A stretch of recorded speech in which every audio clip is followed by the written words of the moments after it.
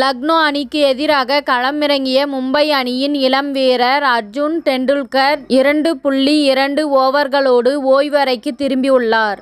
IPL தொடரின் 67வது league போட்டியில் லக்னோ அணியை எதிர்த்து மும்பை அணி களமிறங்கியுள்ளது. இந்த போட்டியில் மும்பை அணியின் நட்சத்திர வீரர் பும்ராவுக்கு ஓய்வு அளிக்கப்பட்டு அவருக்கு பதிலாக இளம் வீரர் அர்ஜுன் டெண்டுல்கர் களமிறக்கப்பட்டார். இந்த சீசனில் அர்ஜுன் டெண்டுல்கர் முதல் முறையாக களமிறங்கியது ரசிகர்களுக்கிடையே எதிர்பார்ப்பை ஏற்படுத்தியது. கடந்த சீசனில் புதிய பந்தில் ஸ்விங் செய்ய முடியும் என்று அர்ஜுன் டெண்டுல்கர் நிரூபித்ததால் இந்த போட்டியில் 2வது ஓவரை வீச அழைக்கப்பட்டார்.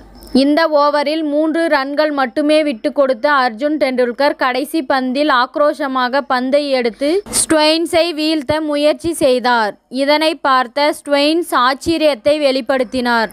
தொடர்ந்து 5வது ஓவரை வீச வந்த அர்ஜுன் டெண்டுல்கர் 7 ரன்களை விட்டுக் கொடுத்தார். இதனால் 2 ஓவர்களில் 10 ரன்களை மட்டுமே அர்ஜுன் டெண்டுல்கர் விட்டுக் கொடுத்திருந்தார். பின்னர் 15வது ஓவரை வீச அர்ஜுன் வந்தார். இந்த ஓவரின் முதல் பந்தை வீசுவதற்கு முன்பே காலில் பிடிப்பு ஏற்பட்டது.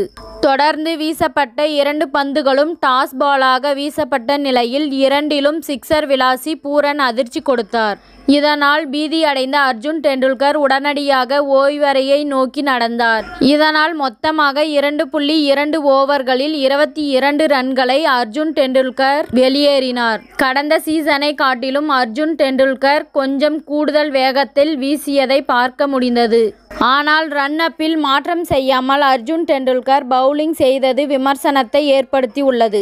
சில பந்துகளில் 139 கிலோமீட்டர் வேகத்தில் வீசப்பட்டாலும் பெரும்பாலான பந்துகள் 130 கிலோமீட்டர் வேகத்திற்கு மேல் வீசப்படவில்லை.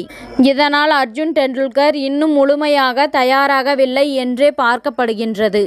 இதனால் சச்சின் டெண்டுல்கரின் மகன் என்பதாலேயே அர்ஜுன் டெண்டுல்கருக்கு மும்பை அணியில் வாய்ப்பு வழங்கப்படுவதாக விமர்சனங்கள் அதிகரித்துள்ளது. இத்துடன் இந்த செய்தி முடிவடைகின்றது. நன்றி, வணக்கம். மீண்டும் அடுத்த வீடியோவில் சந்திப்போம்.